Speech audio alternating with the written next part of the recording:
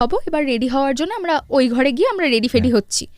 হঠাৎ করে ওদের বাড়িতে একজন কাজ করতো, একটা বুড়ি মানুষ, হট করে সে চিৎকার করছে ও বৌদি ও বৌদি করে। এবার আমরা না, এবার আমার বান্ধবী বলছে কি হলো রে, চল তো দেখি। আর আমরা সবাই দৌড়ে গেছি যে কি হলো, আবার একটা নতুন রহস্য, তো দেখতেই হবে কি হয়েছে।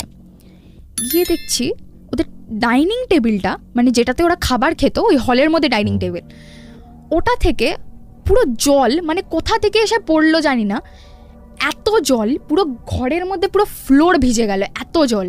মানে মনে হচ্ছে সেই ওই যে জারগুলো হয় না, জারগুলো যেগুলোকে খুলে দিলে, যে জলের জারগুলো, ওগুলোকে খুলে দিলে ঢেলে দিলে যতটা জল হবে, ঠিক ওরকম জল। কোনো উৎস নেই, কোনো উৎস নেই ওই জলটার, কেউ দেখতে পাচ্ছে না ওটা জলটা কোথা থেকে এলো। কোনো জগ নেই টেবিলে, শুধুমাত্র করে ডাইনিং টেবিল রাখা, ডাইনিং প্লেট রাখা আছে ডাইনিং টেবিলের ওপরে, কাটলারি সেটস, আর কিচ্ছু নেই। আর আমরা